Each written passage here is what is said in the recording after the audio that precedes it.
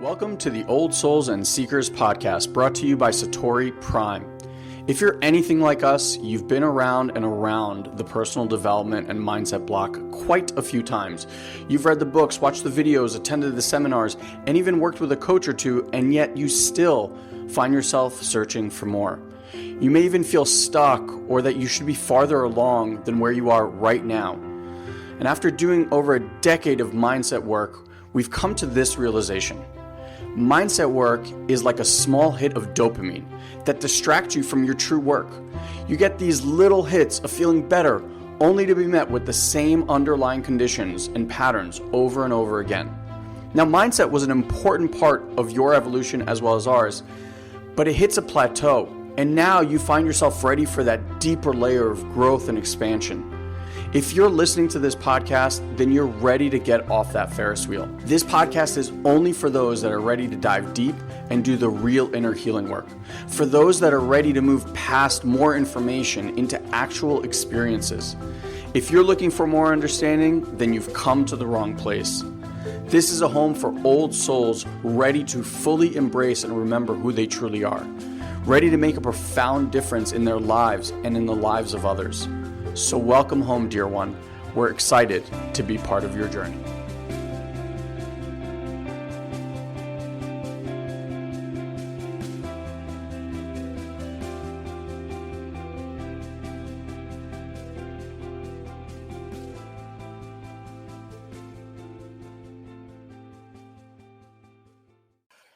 Hello, hello. Welcome back, everybody, or welcome forward, rather. Happy New Year. Please feel free to say hi in the chat box if you're so inclined. I'd love to know who's out there. If you're anything like me, you were hesitating to hit the ground running with the new year. So I thought we'd take it kind of easy today. Elon is sidelined with the flu since Christmas Eve, since New Year's Eve. I have had a cold for the last 6 or 7 days that I'm still getting over. Hasn't been too bad, actually. And yesterday I did a workout. I did a squat and I threw out my back. So I'm having a very difficult time walking right now, which is cumbersome, but it's already feeling better today as well. So auspicious way to start the New Year's, but that's life. I don't think life cares what day it is. So, well, hi everybody. I hope your New Year's was really, really wonderful, restful. I hope you're with wonderful people. And I was kind of reading through some of the comments, some of the things inside the group, and I'm willing to kind of take this conversation in any direction. Having said that, in the spirit of kind of easing into the new year, I thought we would just honestly sit together today and a few little practices and just kind of pointing out some just fundamental things. Here's the reality, right? Like, regardless of what work you end up doing with our community, other communities, and there's plenty of really good work and healing work all over the planet. This stuff is patient work. It's like any other craft that you might be doing in your life, or things that you excel at or have excelled at, things that you're working on. It's learning a new language. It's learning a new instrument. It's exactly the same. Learning about how to be introspective, learning about mindfulness, learning about how to view oneself outside of the conditioned norms that most of us have lived in, understanding what's going on inside of the body so that we can get into practices of healing work. Look, the fundamentals and basics we can all learn very quickly in anything. Anybody could teach you chords on the guitar, right? But that doesn't mean that you're going to play them like Santana overnight. So I just want to, bring in this idea of just being a patient worker with yourself and being patient and learning to bring compassion towards the self when you're not at your best. Like, here's the truth. Regardless of what you do, regardless of what you practice, life is going to happen to you, right? This work doesn't make me or Elon have the ability to not get sick. throwing at your back, whatever it is. Like, those are not things I desire to have in my life, but I have them. I think what I want to offer you is hopefully you can feel from my spirit and my energy. It's like, I was kind of laughing about it yesterday. I was in this crazy amount of pain. I couldn't walk 2 inches, and I was just laying on my back trying to figure out how to turn over.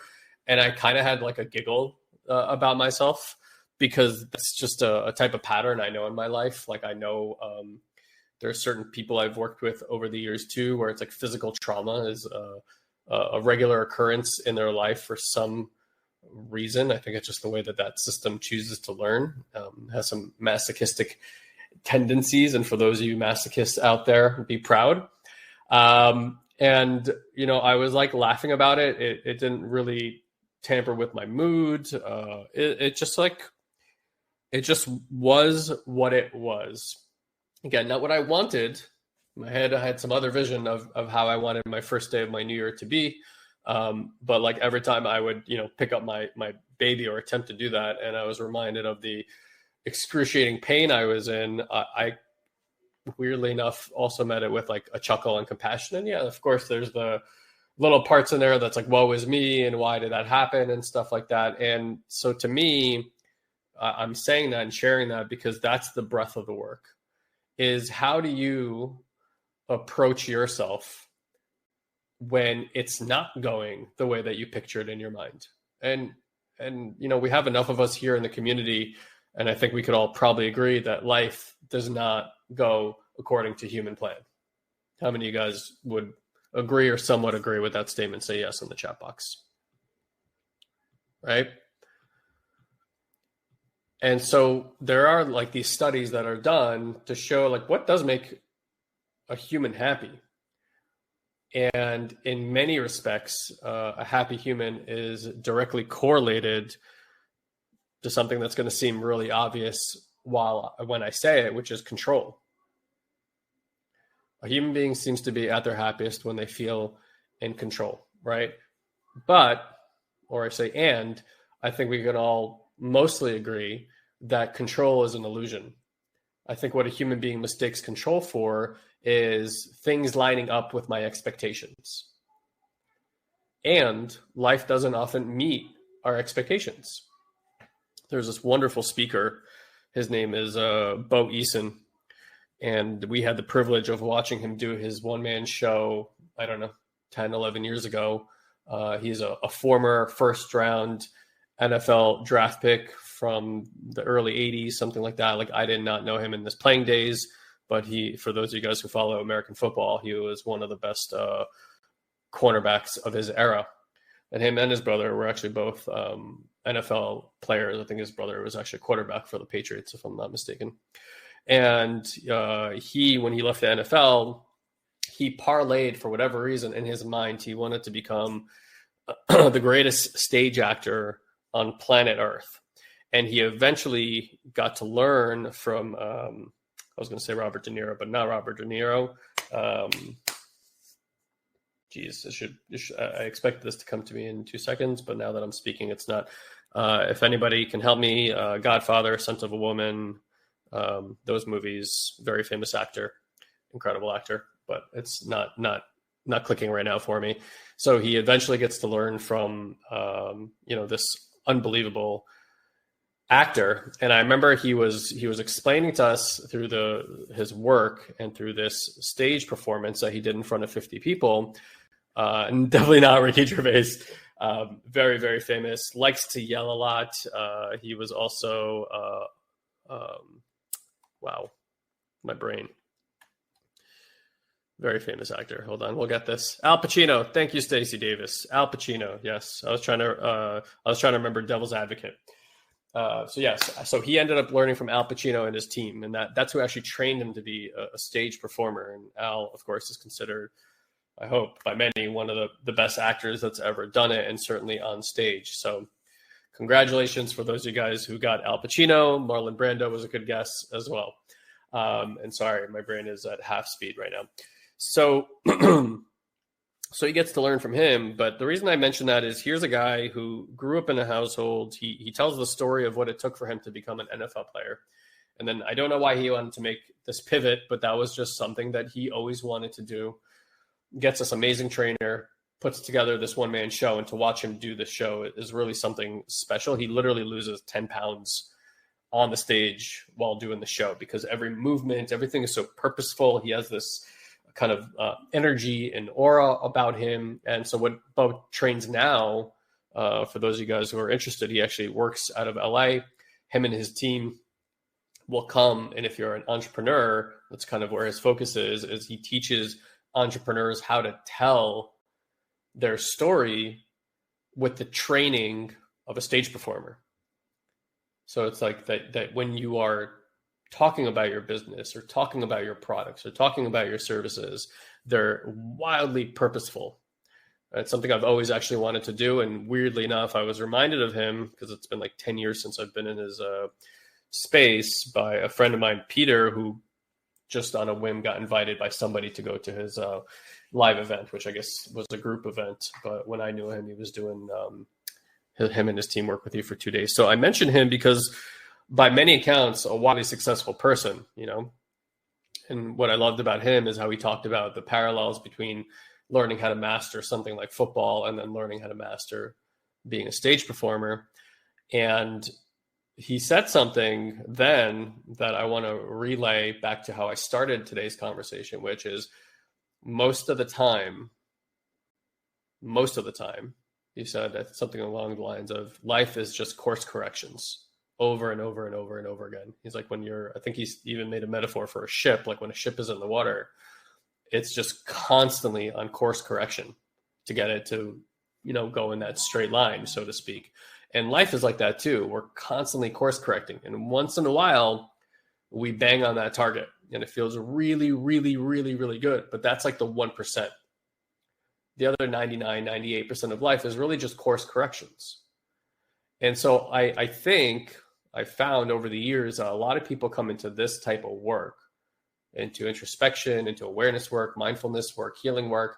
And their expectation is that they should be just like, once they figure it out, that's it, life is perfect, no bumps, no bruises, everything is just humming along. And that's not really the case. Like life is just mostly a bunch of course corrections. And ultimately, I think is really about learning how to let go of expectations, of being attached to any particular plan at all, because you figure out that attachment, expectations, these are the things that are creating the distaste in your mouth, that are creating the dysfunction for you, that are making you not pleased with the way life goes. We've all been to a movie, I'm sure, that was a great movie, but a friend just built it up to no end and said, it's the best thing you're ever going to see. And then you go watch the movie and you're like, well, it's just kind of okay.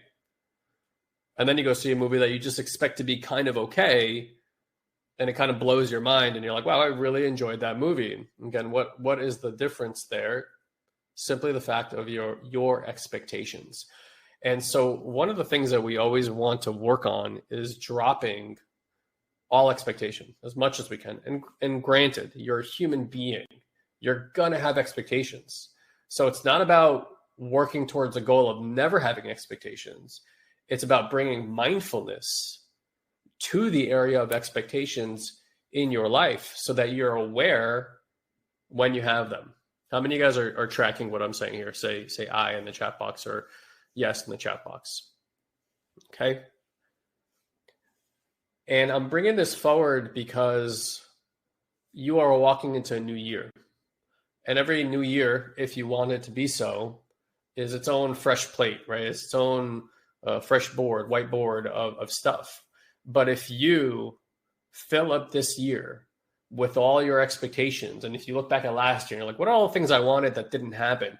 And you put on that board all the things that you're already disappointed by, you're going to spend a lot of this year regulated back into disappointments around things that have already happened. And you're really just setting yourself up for failure, not in terms of your goals, right? Because you might succeed on some of your goals, but just in terms of your mood and your energy and how you're going to feel about yourself. Okay. There are plenty of people in this world making sub $50,000 that are happy as shit. They're happy with their small homes. They're happy with their 2 kids. They're happy with just scraping just enough money together to go on holiday or vacations twice a year. They're happy just sitting around playing video games, and they're really, really happy doing that. Drinking on the weekends, watching some football, like that just totally makes them happy.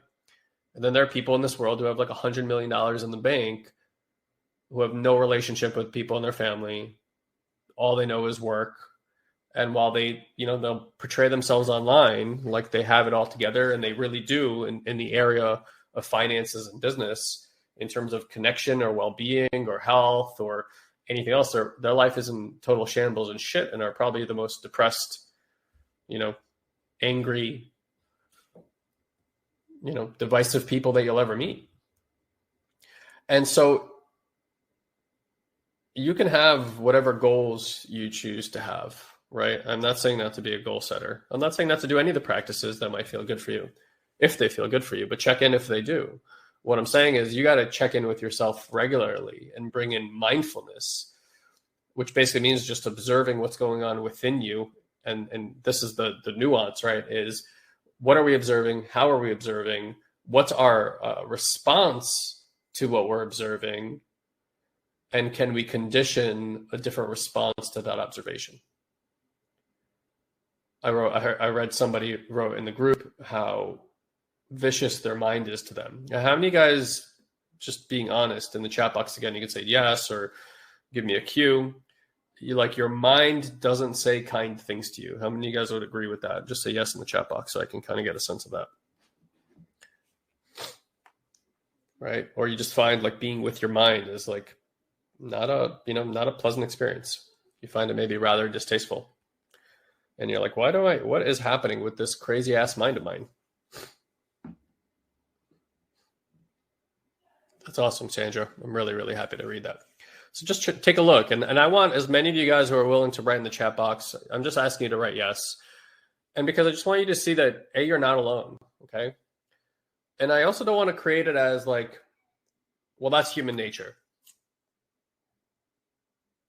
Because that also may not be true.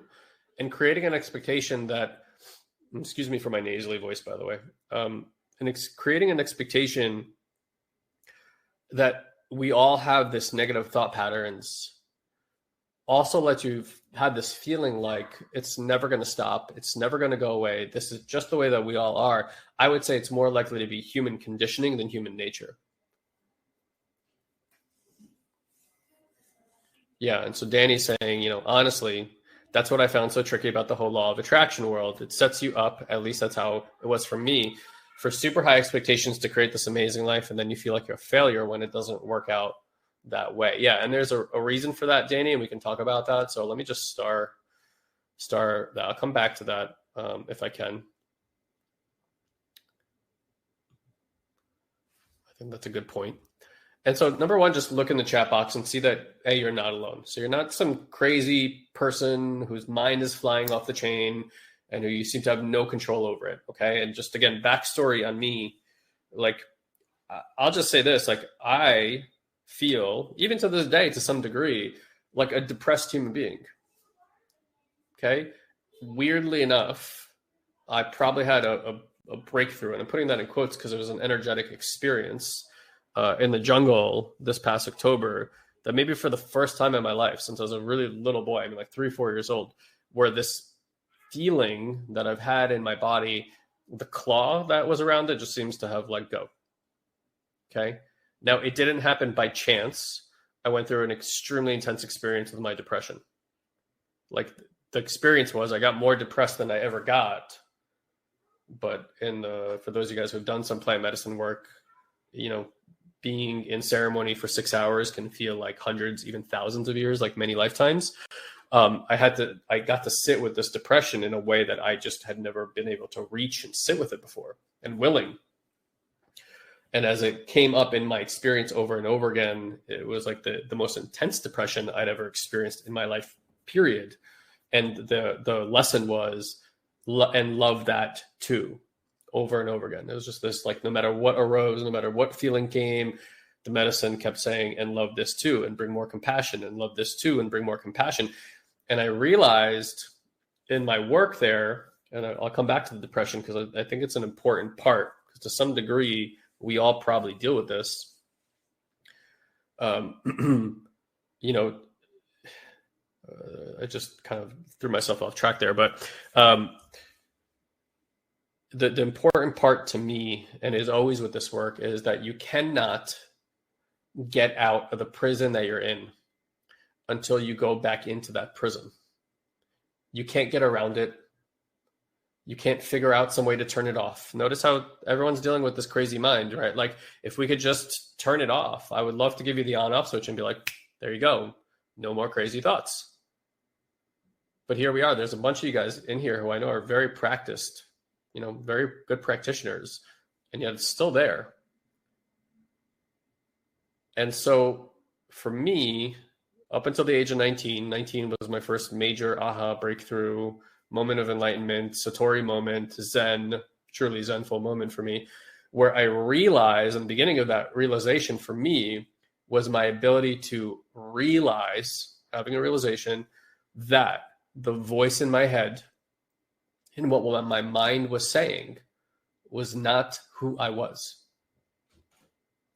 It is just a mechanism within me. And the sheer fact that I was able to listen to it very clearly and hear that it was some part of me was generating thought immediately gave me clarity that that part is not me. Because how could I be listening to a part of me if that was me? It just would be me, right? But it was a very clear distinction. And maybe take a moment here, and maybe we can all do this together for a few minutes, is just let your mind's loudspeaker go on and see if, again, you can create for yourself in the next few minutes here this, the reason we use the word distinction is because what we want to realize is one thing is distinct from another thing. I want to have the realization that who I am, or whatever it is that I am, this awareness that I am, is distinct from the chatter that a mechanism within my awareness is creating. And this mechanism we just call the mind. But can you, in this moment, give yourself a little bit of space and recognize that, yes, there's chatter, and I'm going to be quiet so you can listen. And then there's me, however you define that listens to it. And also see if you can locate the listener. So I'll be quiet. You can close your eyes.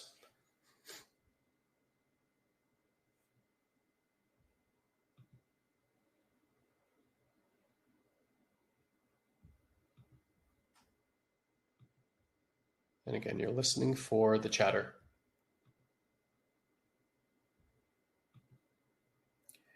Now, here's the thing. Regardless of whether you like the chatter or not, see if you can just let the chatter be. Relax the part of you that's trying to change the chatter.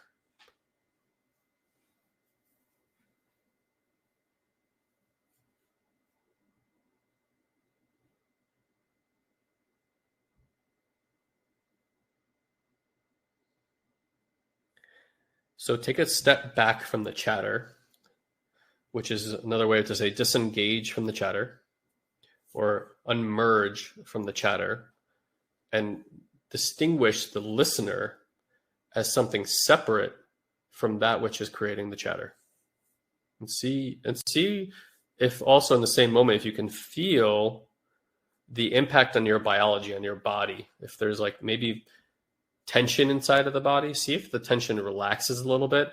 And you can play with this. So if you're disengaging and you're unmerging from the chatter, see what it's like to merge back in from the chatter, validate the chatter, like, this is my thought, right? This is what's real. And then see how that feels in the body. And then maybe go back and forth a few times.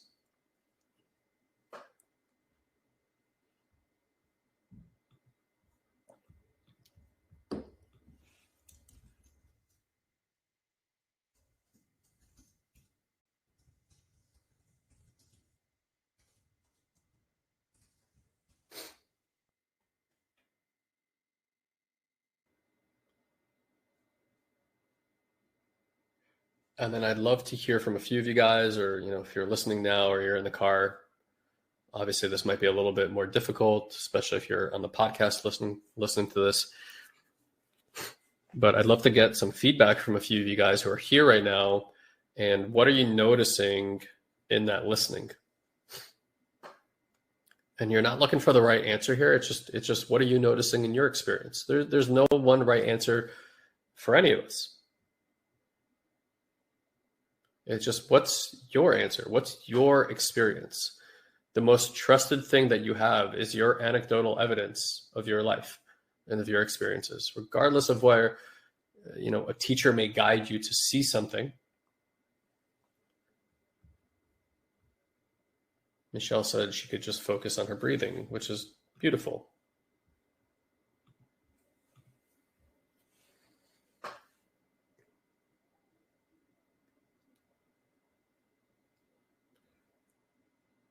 Yep. So Sally's saying the chatter is not me. Jim Dooley said I felt more inner peace. Alicia says I was able to visualize, detach from my thoughts by floating them out above my head. Beautiful. I love that. And so it's not just a mental practice, right? There's a mindfulness piece of being mindful of thought. Now, notice how I never said control your thoughts. Sarah said, trying to separate the listener is actually stressing me out because my untrained mind goes to, what if I can't separate them, right? So, and that's where you want to check, Sarah, is like, even that thought, what if I can't separate them? It's not you. So the practice for you in the beginning is, look, even that thought had me merge with this chatter. And you have to realize this chatter is a really good chess player.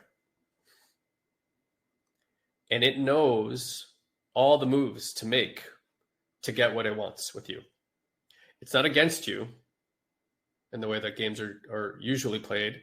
It just has a certain goal, and that goal is safety. And the way that it generates safety is by keeping you in line with your status quo. Human beings are pattern recognition machines. Our brain is looking for patterns. It does not care about your personal opinion about what it's doing inside of that pattern. To it essentially learned that, hey, if we do this, we stay safe. If you want to know why there's so many obese people in the world, because sitting on the couch, eating synthesized food that was made in a lab that has just the right amount of salt and oil and fat in it, while getting fat on a couch, to a human actually equals safety. So why would the brain stop doing that?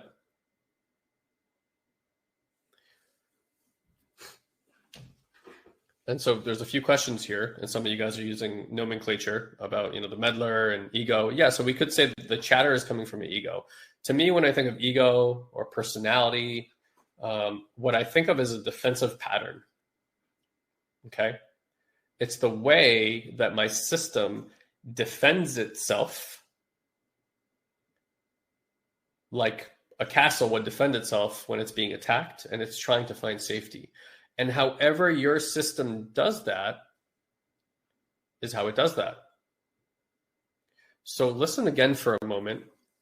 And this time, honor that which is chatting, meaning like sit in gratitude and compassion that there's a part of you that is having a conversation, and it's having that conversation because it's trying to keep you safe. So if you had like a protector, if you had a person that you hired that never slept, never ate, never asked for anything in return, didn't even need to get paid financially, and their only job was to constantly keep you safe, how would you feel towards that individual? How would you feel towards that person? And so take that same breath of energy and now apply it towards this chatter, that it's like an upset child that has been trying to figure out ways to create safety and is defending what it thinks is sacred and holy, which is to say you, and it's doing that. And now listen like a parent would listen to a child who's trying to create safety, and just see if you can bring compassion towards the chatter, and you're a compassionate listener, and see what that's like for a moment.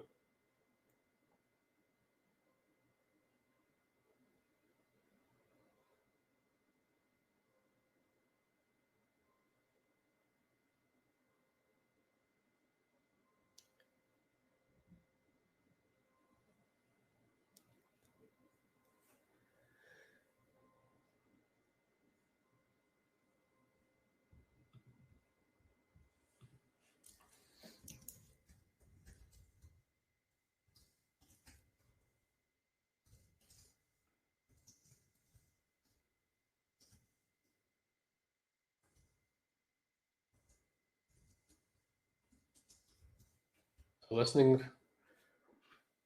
with compassion. Even if you feel fraudulent doing it, just see what it feels like when you calm your breathing, relax the back of your eyes, relax the jaw. If we scan the body, you'll find tension everywhere. So to the degree that you can, noticing the arms, the back, your legs, and just letting the body relax.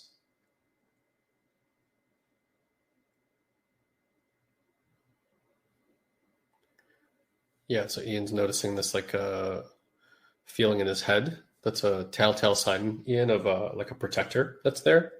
And even listening to this, what I'm saying right now, which is a pretty innocuous practice, can feel threatening to a part of you that doesn't want to be found out, that doesn't want to hear that you can listen to this part and disengage.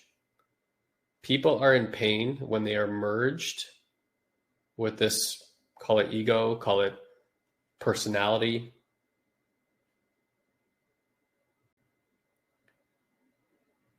When you take that the reality that your mind is speaking is the truth, generally speaking, you're in pain.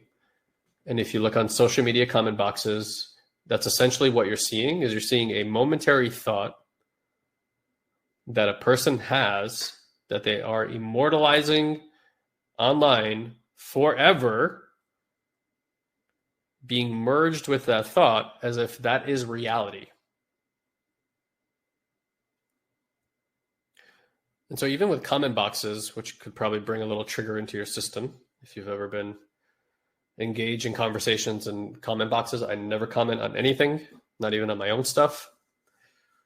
I have outbound content only. I don't do any inbound content from social media for that particular reason, because I'm aware that I'm not talking to that person. I'm talking to a part that they're merged with. That's it. And so what if you, in the same token, like what if you just brought compassion? Like every single person that you meet online that's doing that, certainly there's just trolls out there that get kicks from that. It's just another person, another voice who's not being listened to with compassion.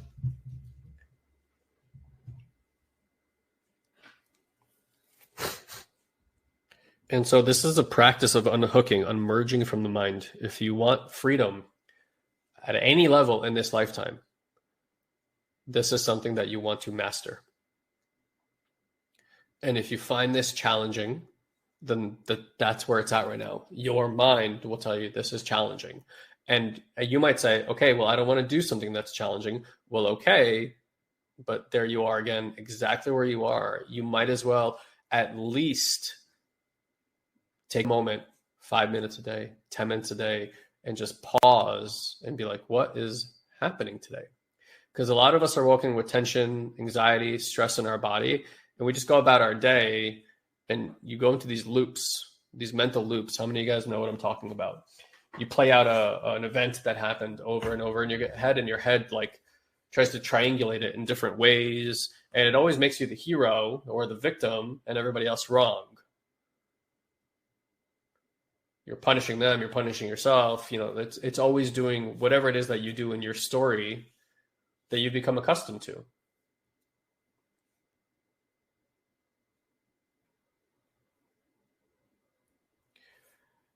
And so if your mind is saying negative things, and just to go back to my story with depression. So I can remember that feeling at around 4 or 5 years old, whatever it is. Okay. That feeling always led to hostility, anger, occasionally not like crazy violence, but violent tendencies towards family members, stuff like that. At 19, I have this realization, it's just words being generated within me like clouds in the sky. I can choose to engage, or I can just choose to watch. Today we call that notice if you've gone for a ride on the bus. That's the metaphor we use. We say, hey, look, sometimes your mind will take you for a ride. It's like being on a bus and not realizing you got on. Notice that you're on the bus and choose to get off. And then mindfulness is watching the bus drive by and not getting on. because it's not just enough to notice that there's thoughts there. It's not getting hooked into the thoughts. Oh, there's a thought. The moment you engage with a thought, it expands and it grows. It hooks you, you get attached to it. You think that that's what's going on. Oh, I understand why I don't feel good today. Sometimes you just wake up in the morning, you just feel off. Then your mind generates a story about why you feel off. And you start engaging with the story like that's what's going on. Your mind made up that story. That's not what's going on. It's possible that you have some lingering energy from the past week. It's possible you didn't sleep well that night. There's so many possibilities of why your hormones could be off, why your mental state is off, why your energy could be off. Like so much stuff, right?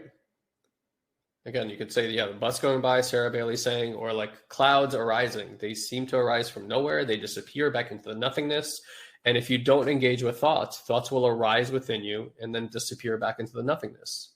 And you can start moving through stuff very quickly instead of spending a lot of time being merged with a part that has a concern. And that's what you got to realize is whatever is being generated within is coming from a part of you that has a concern. And chances are that concern is not new. You know that concern, you know that feeling, you know that loop, you know the energy behind it. Like you've done this probably like 1,000,000 times, 100,000 times, right? You've done this so many times. There's familiarity there. And notice that in the familiarity, there's also a sense of calmness because you know this pattern. There's a part of you that actually gets soothed even if you don't like it because it's like, at least this is familiar. Like for me, having like some kind of body pain, honestly, has been much less these days. Kind of weird. I was about to say is very familiar to me, but over the last 2, 3, 4 years, actually has not been familiar. But I'm kind of like used to like banging my arm somewhere or having like a cut on my body. Like I drive my system pretty hard. That's just the reality. You know, most of you guys will probably agree that I speak pretty damn fast. And to be honest, I do most things in my life pretty damn fast. My system just sees speed as efficiency. It likes to do things quickly. And I have a lot of energy inside of my body. But that's also led to me like injuring myself regularly or pushing my body too hard.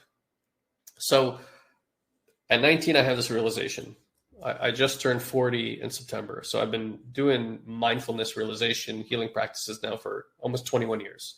March will be 21 years to be exact.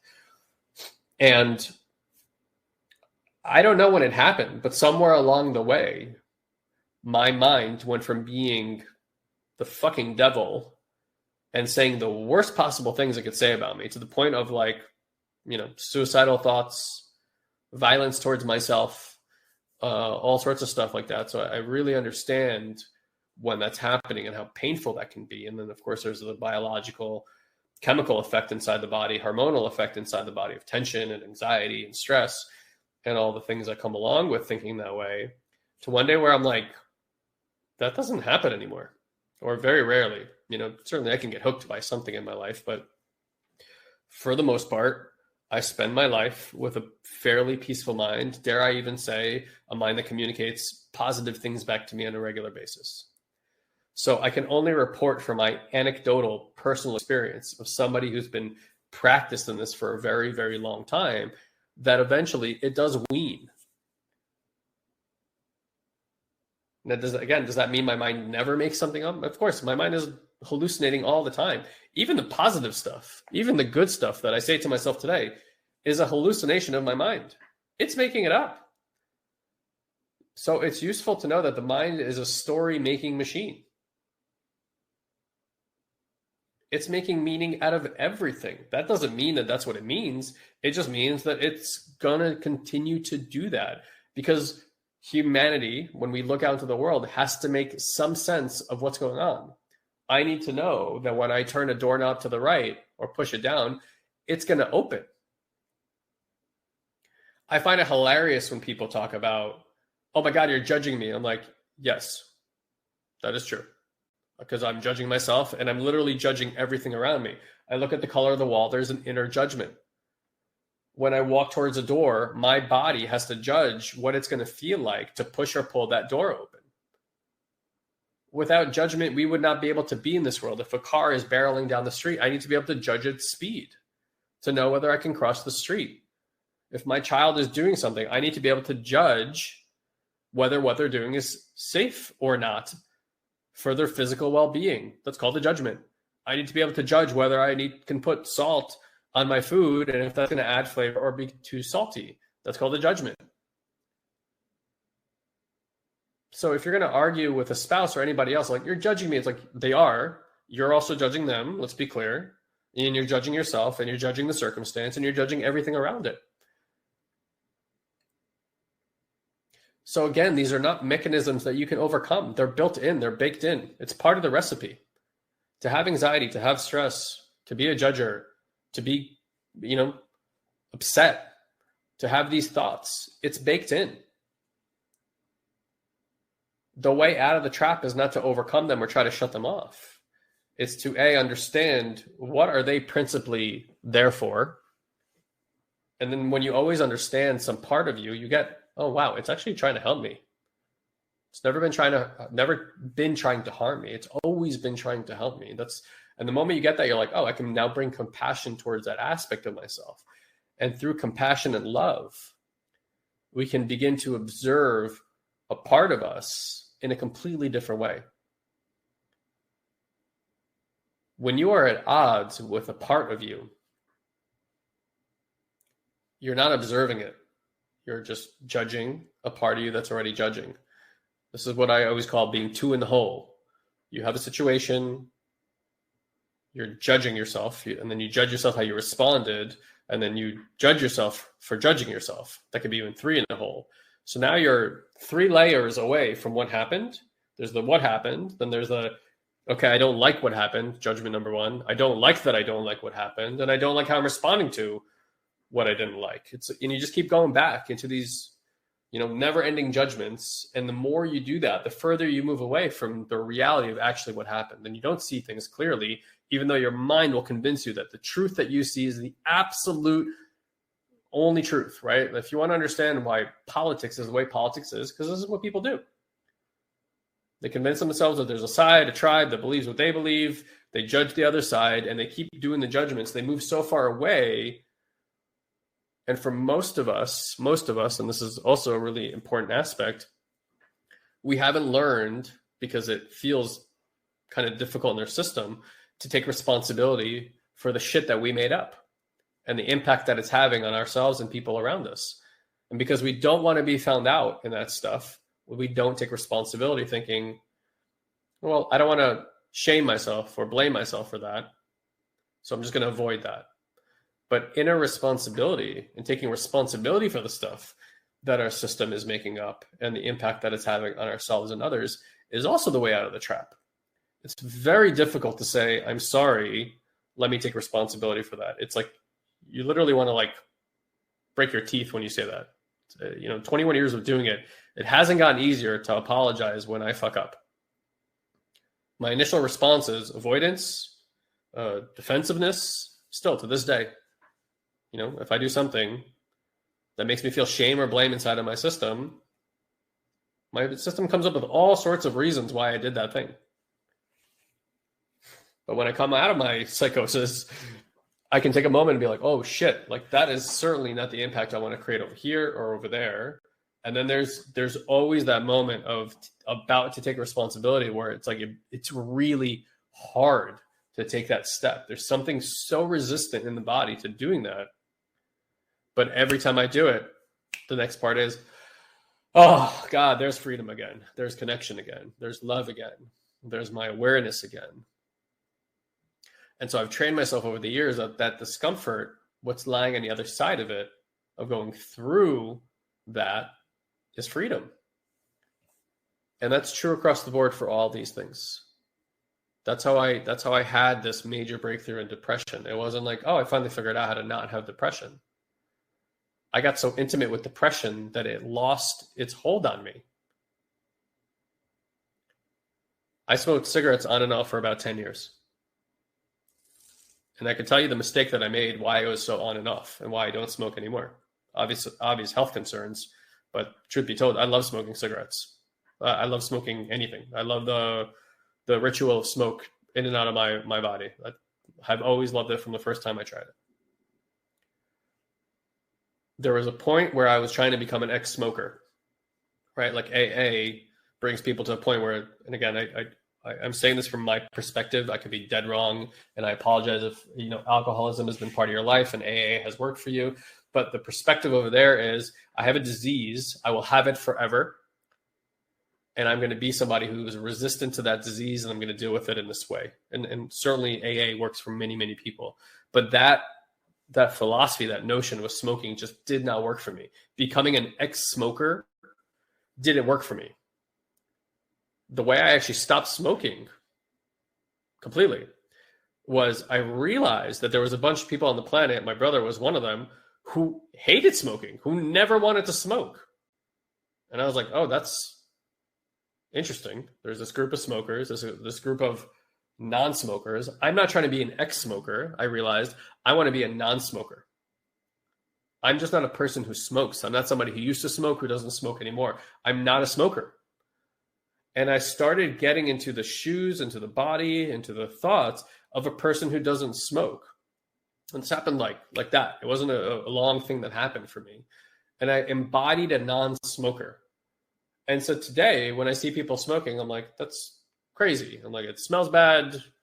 Clearly not good for them.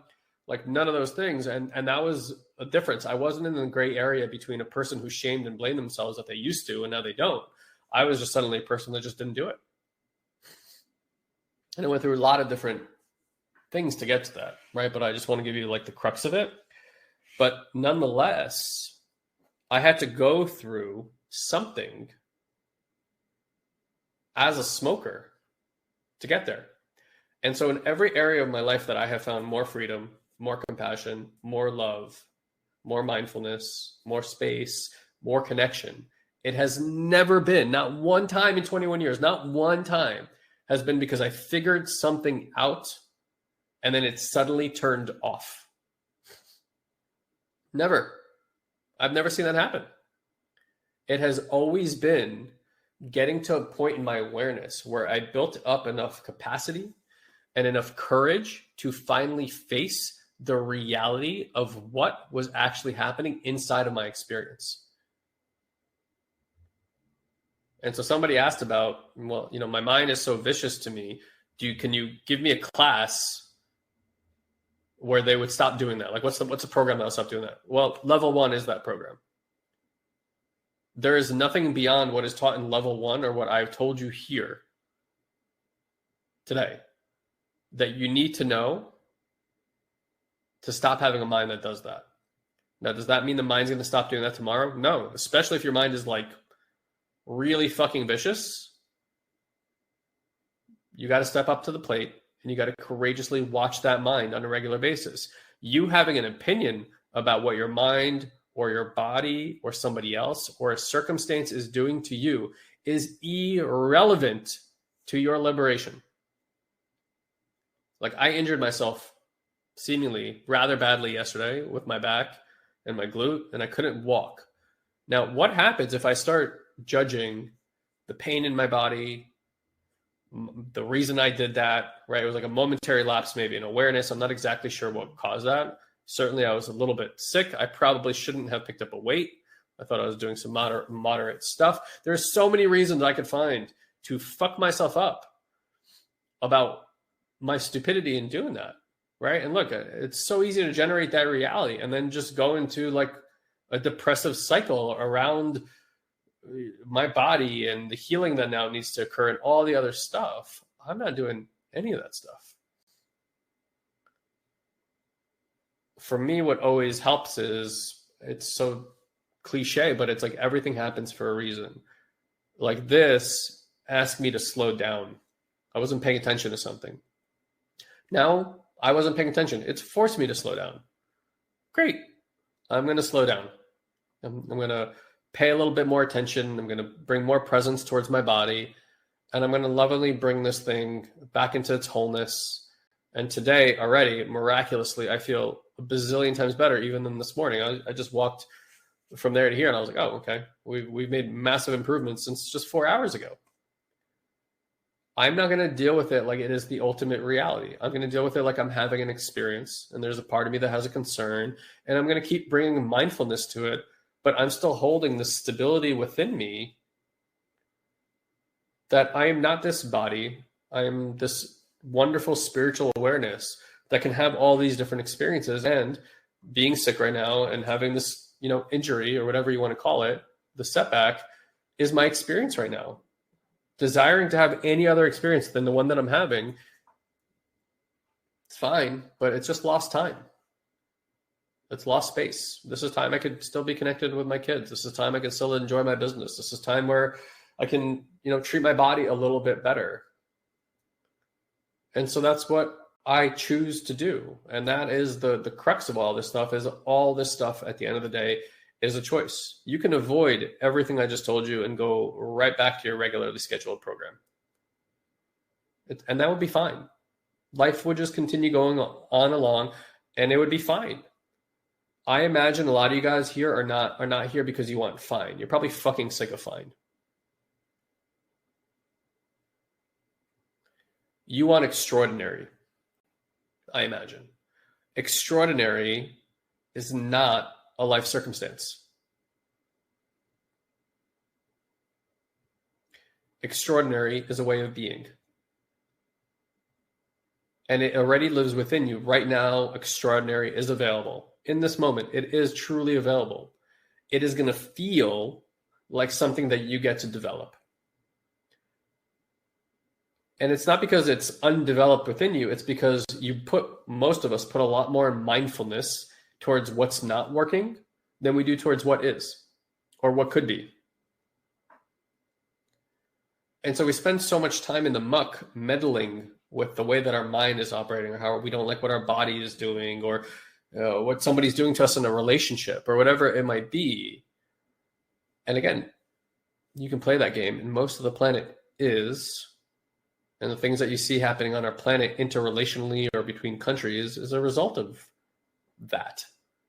This is right now what we're looking at is the creation of the mind. This is what the world of the mind without heart, without body, without compassion mostly looks like. And there are plenty of people around the world, communities around the world, countries around the world who are living in a much, I would say in the majority, living a much more compassionate type of world than what we see on the news, right? Hopefully it's dawned on you that the news uses fear to hook you in, to take over your mind, and to sell you advertising. That's their business model. Again, it's fine if you pay attention to that, but you're going to have a certain life as you do when you pay attention to that. I've been working very diligently on myself for 21 years. In many ways, I do have a dream life. I do have I can say honestly, I have an extraordinary relationship with my wife, with my children, with my community around me. I created, I think, from being a very poor immigrant that migrated to the States in '89 to the life I have today, very privileged life. Is everything perfect exactly as I want it? Fuck no.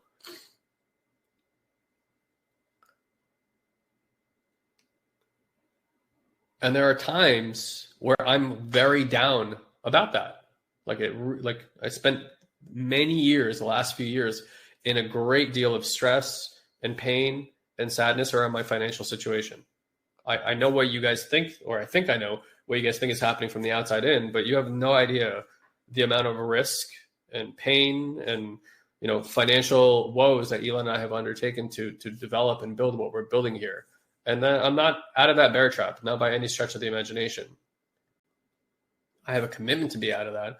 However, that circumstance has been one of the greatest teachers in the last 5 years of my life, because what it revealed to me is so many parts within me that were still living in so much fear, and like an intense, like terrorizing type of fear that I had avoided most of my life. And then suddenly there it was, and I just got to sit in this fear. And what I've, again, courageously had to learn is you got to sit with it. You got to get so intimate with the fear. You got to let it literally overtake you to the point where you feel terrified.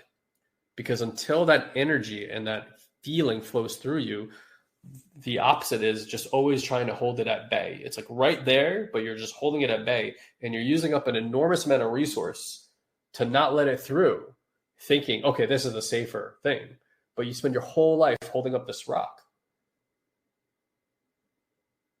And then when you find out is when it finally hits you in the face and you feel the pain of it. It was never as bad as you thought anyway, and it didn't kill you anyway. And as the lessons come and stability comes back, suddenly the circumstance doesn't seem to matter anymore.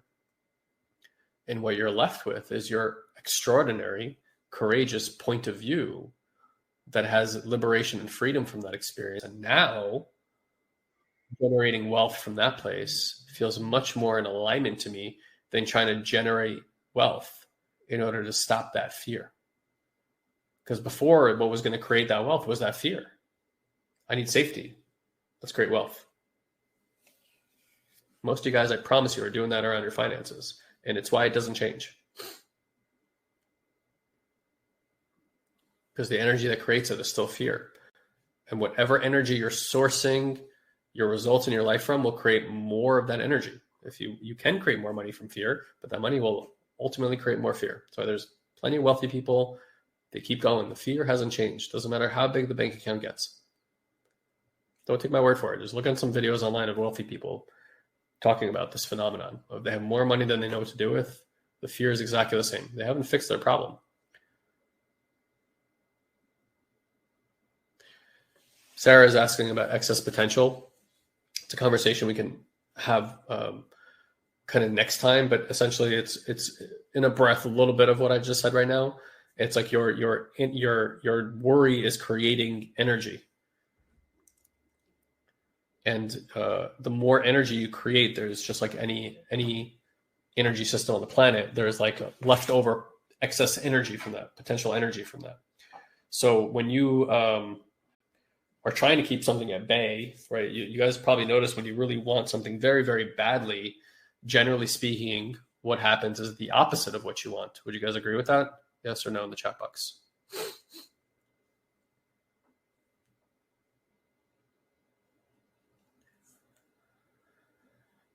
And so that opposite that happens is this phenomenon that we've come to know as excess potential, which is to say the universe is always trying to put everything into balance. So if you're over here like, I need this thing, I need this thing, I need this thing, the balancing force has to come, which is the opposite of what you want, to put it back into balance.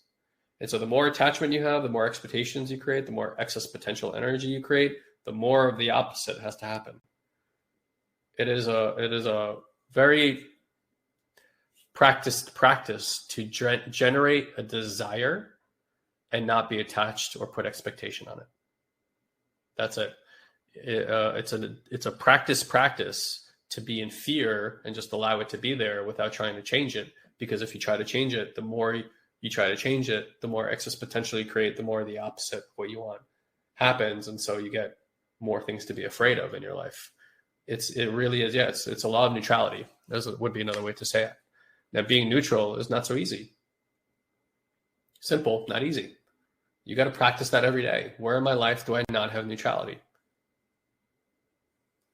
Ian's asking, we're creating safety around wealth, but we should be experiencing fear. I'm not saying you should be experiencing fear.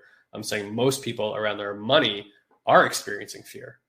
And they're trying to generate wealth while they're trying to create the wealth to alleviate the fear. Don't do that. Because then what's generating the wealth is the energy of fear, and then the wealth will create more fear in your life. It's just what happens. Sit with the fear. Be with the fear. Compassionate towards the fear. Notice the conversations that your mind is having around fear. Bring mindfulness to it. And we're talking about mental mindfulness, but there's also everything that happens down here in the body. And so that's why for those of you guys in level one is very much about mindfulness practices up here. Level 2 and level 3, we go into the body because the body is really where you're having your experience.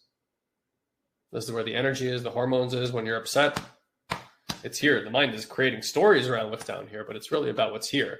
And you need to work both mechanisms. You need to do the growing up work that helps the mind liberate itself, and then the waking up work that helps the body liberate itself. When you do both, you're going to see some very interesting things happen in your life.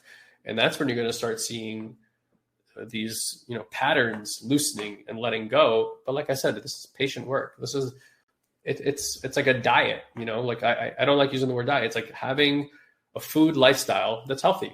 It's not about dieting, right? Like, again, for those of you guys who are trying to lose weight, you're like, oh, I need to become like a dieter. No, you just need to become like a person who eats healthy on a more regular basis. Eat whole foods. Stop messing around with processed foods. Eat what nature gave us on a regular basis, and you're going to start seeing health in your life.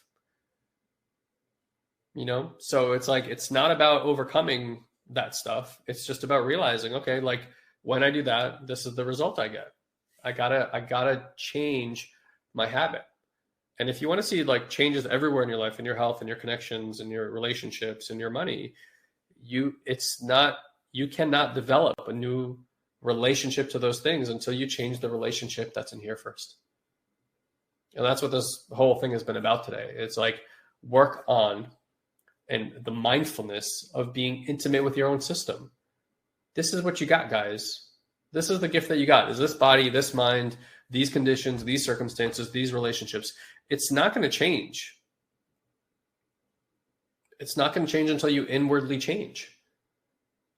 And then you're going to see, as you shift your awareness within, suddenly all the problems just kind of melt away. You're like, oh, there were never even fucking problems in the first place. My mind was creating the problems. My stories, this response that I was having within my body. If you're not willing to become intimate and courageously face that discomfort from within, your chances of change minimize greatly. And then, last but not least, again, like this is why we have a community. So you don't have to do this on your own. You're going to want to do this on your own. You're not going to want to ask for support. Even though you tell yourself you will, you won't ask for support.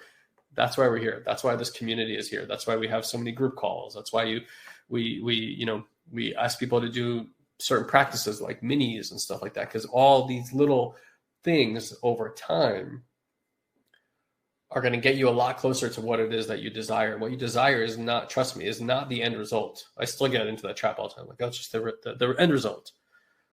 It's more about how do you feel right now in this moment with what you got. And what you got is what you got. I can't be Alex Franklin. I can't be Sarah Bailey. I can't be Robert Preece. That's their life. That's their mechanism. That's their conditioning. That's their relationships. That's what they got. That's their health. That's what they got.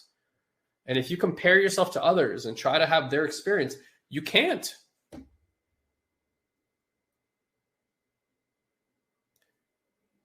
I'll finish with this. The quickest way out of the trap is compassion towards the self. That's just what's up.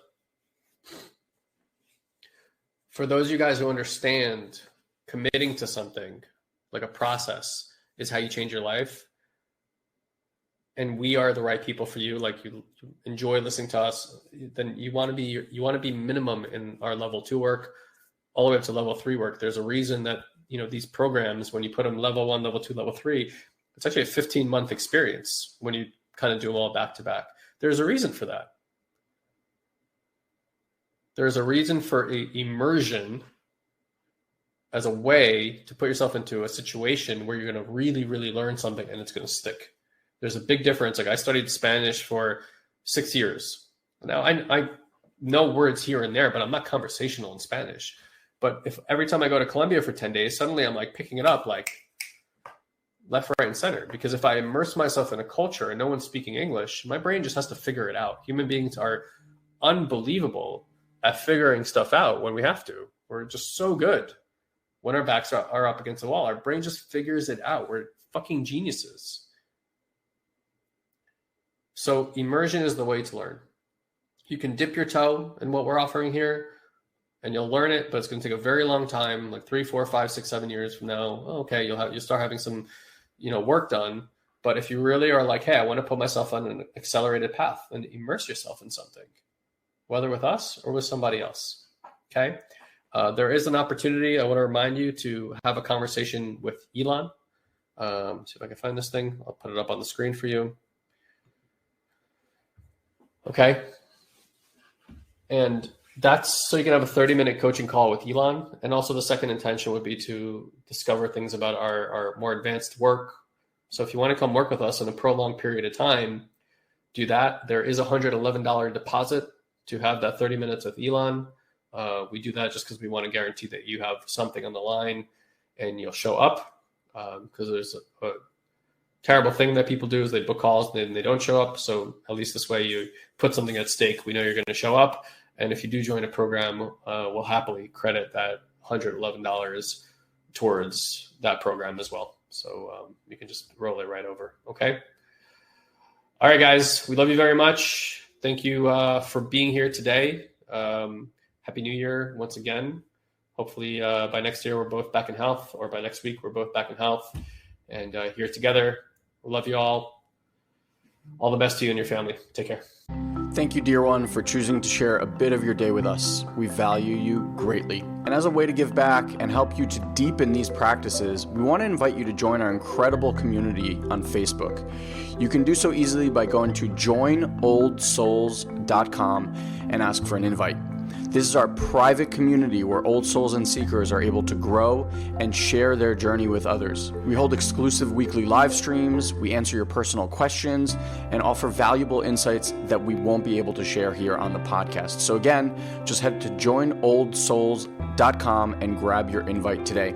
And as always, if you enjoy this podcast, please head to iTunes and leave us a review. It's the only way other people can find this show. So if it's making a difference in your life, please share the love. Until we meet again, have an amazing week, dear one.